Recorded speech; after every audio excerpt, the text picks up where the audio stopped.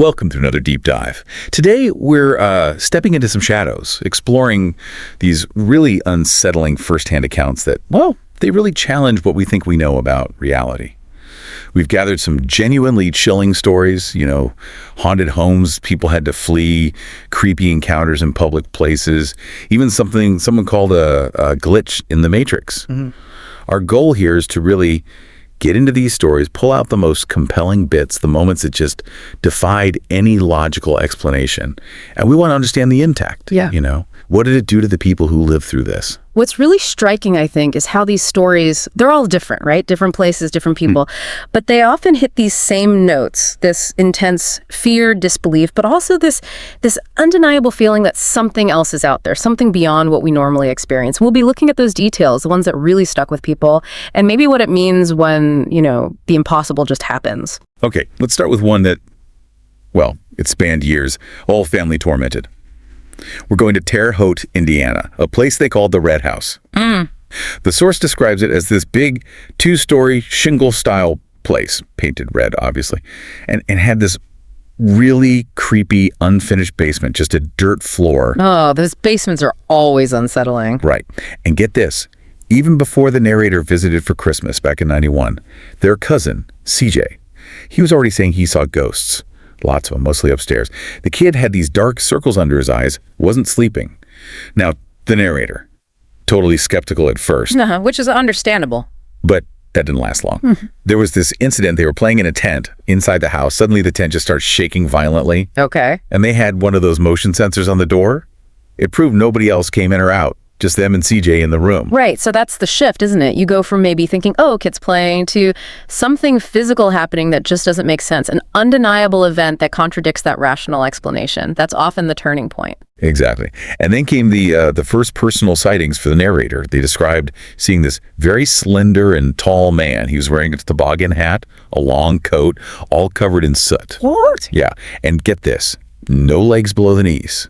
Just sort of walking slowly down the hall. The sight just paralyzed them. Couldn't move. Wow. That is incredibly specific. The lack of legs, the soot. Yeah. It's not just a shadow. Not at all. And then minutes later, something else entirely. First, this ice-cold sensation just washed over them, and then they saw a woman. Clear as day, literally inches away. Inches. Yeah. Tattered clothes, holding a cat. And there was this smell, like faint, musky, stale perfume. They were so scared they couldn't even scream. 2 distinct apparitions in quick succession. That's intense. And it wasn't just the kids. The narrator's mother had her own terrifying experience. In the shower, heard footsteps, felt a burst of cold air, and then something physically knocked her back. Her towel fell off. Okay, so direct physical contact now. That definitely escalates things. She admitted later the house just crept her out. Always felt like she was being watched. And if you look at the bigger picture, this pattern of escalating activity, it's common in seriously haunted places. The source mentions other things too, right? Their German Shepherd, Yankee, was so spooked it jumped out of a 6-foot-high window in the garage. Yeah.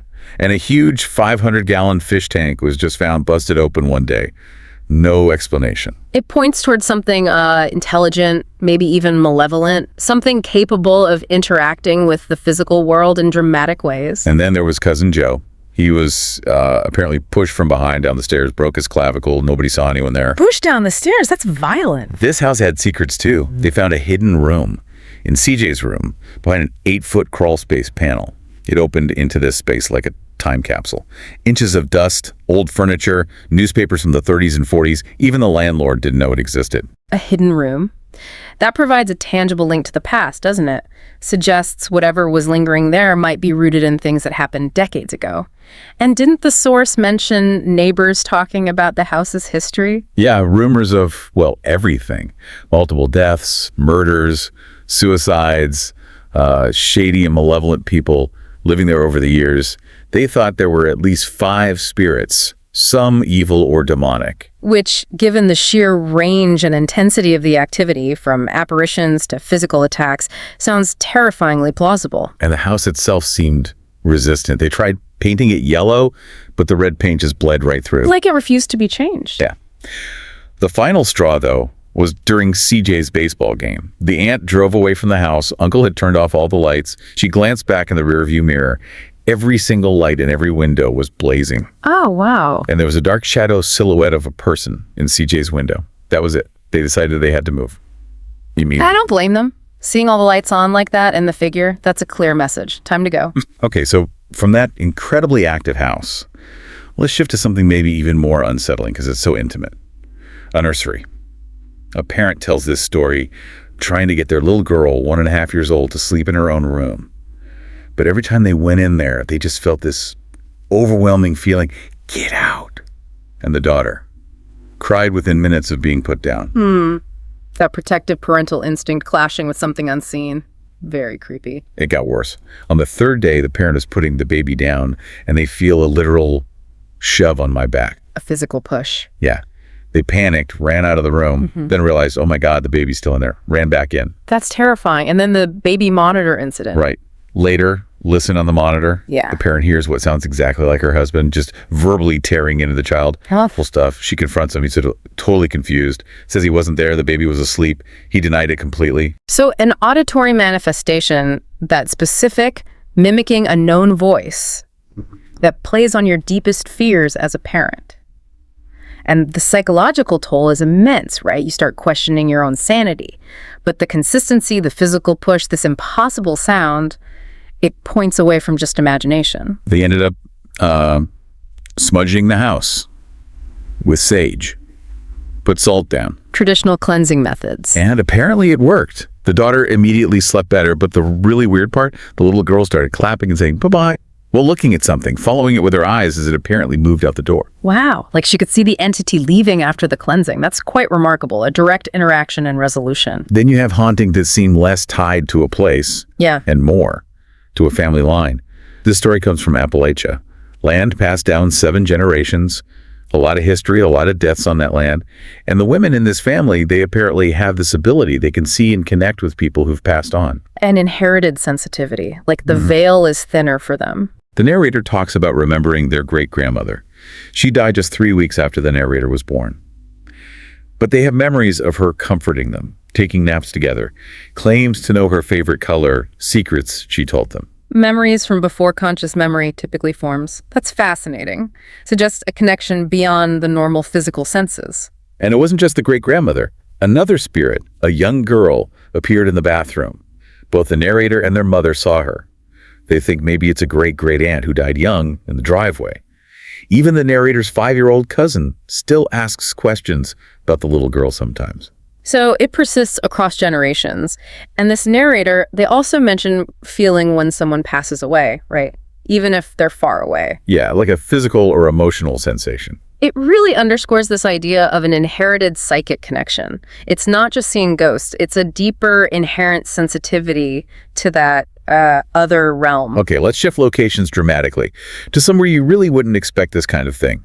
A public restroom. Not usually top of the haunted list, no. This was in a luxury mall, built on land leased from a Native American tribe.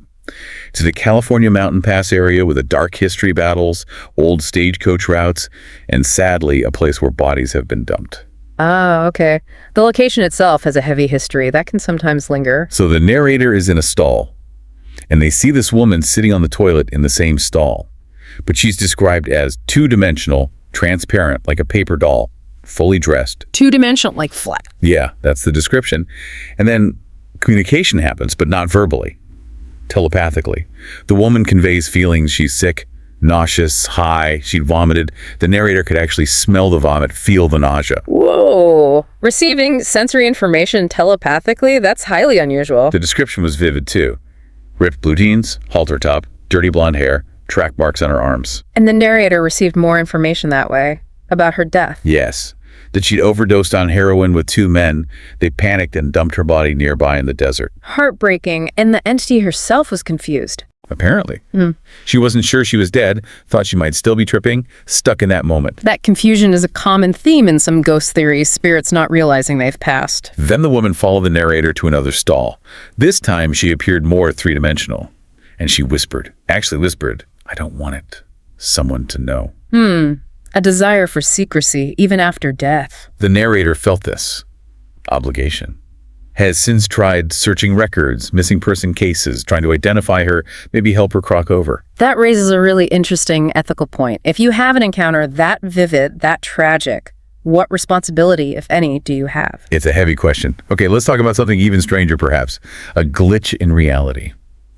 The narrator sees their friend swinging in her garden, clear as day, wearing a red jacket. Okay. They walk over to the garden, and the friend isn't there.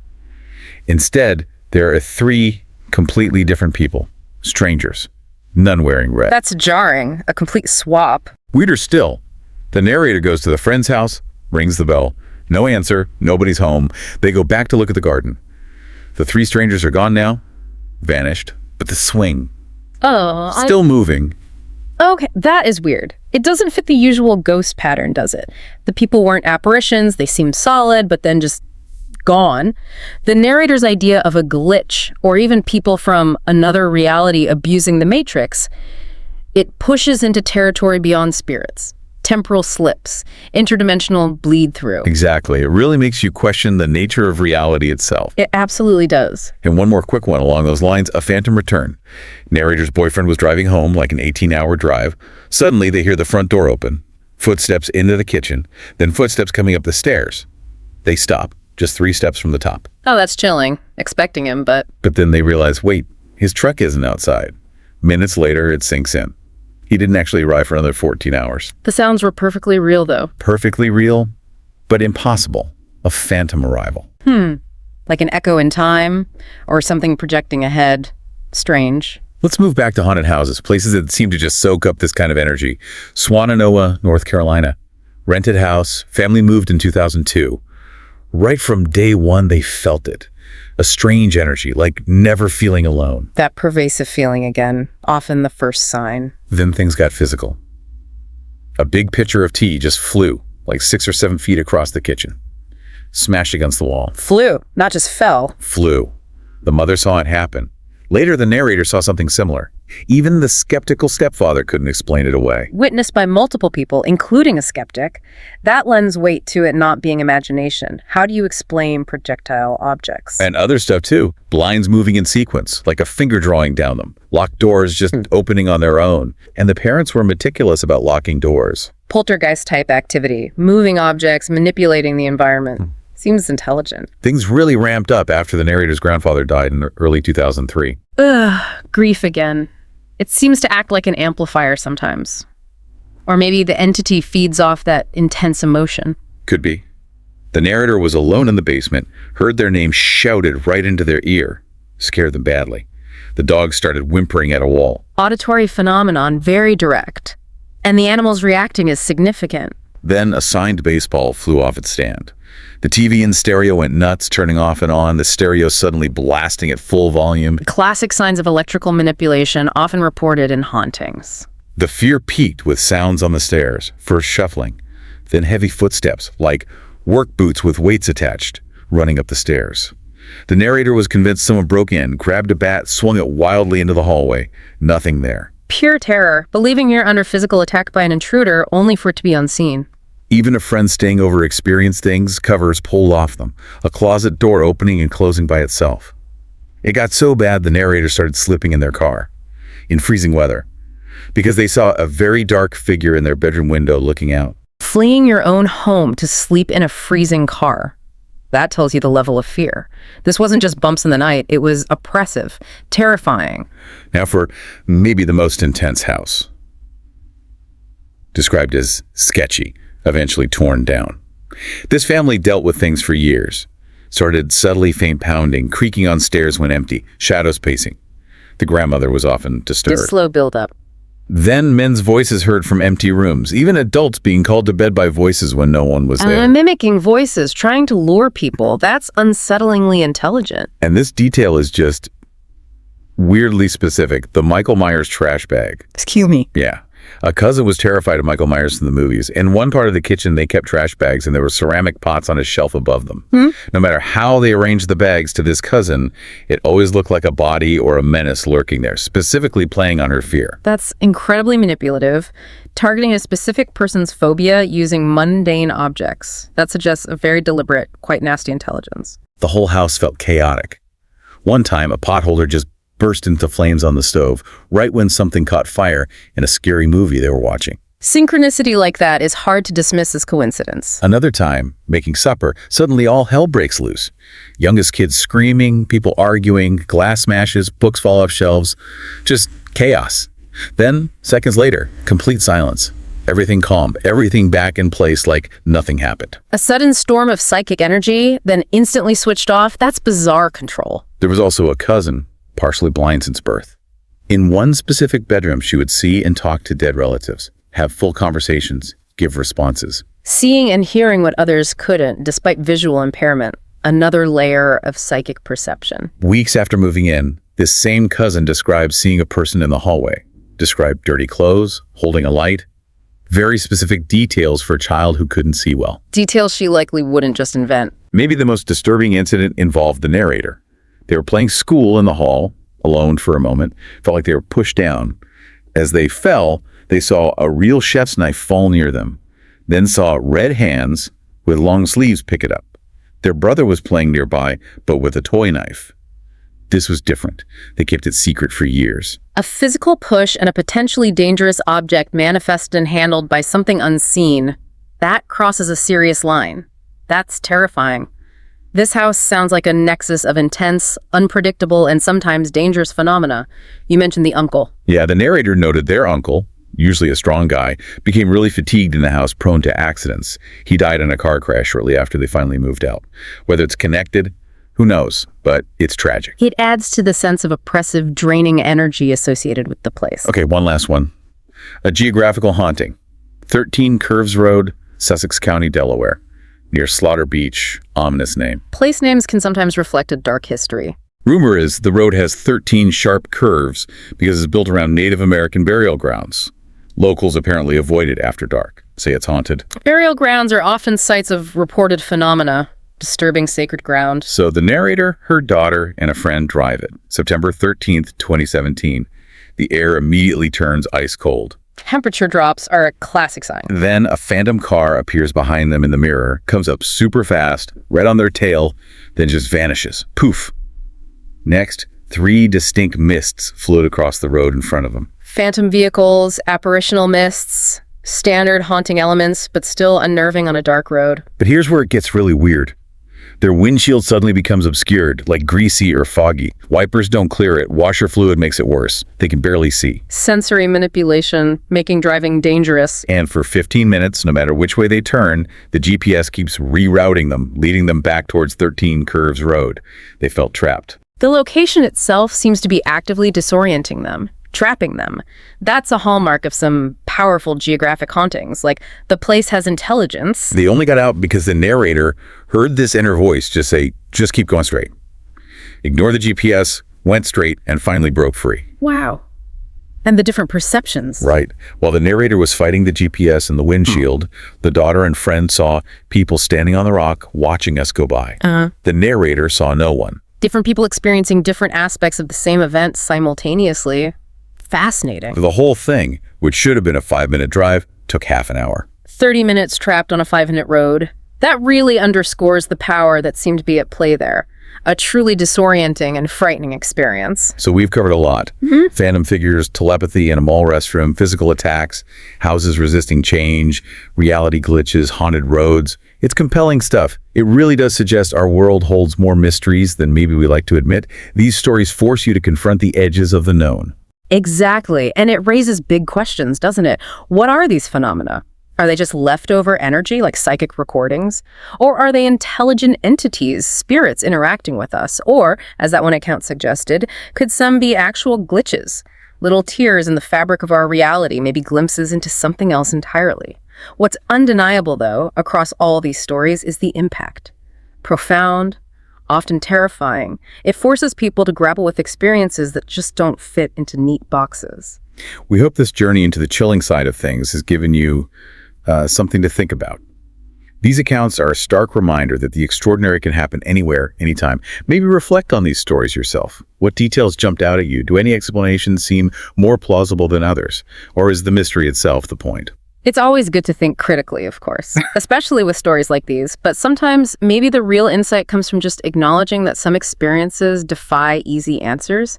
They push us to maybe expand our definition of what's possible. Thank you for joining us on this unsettling deep dive. Until next time, keep your eyes open. And maybe your mind too.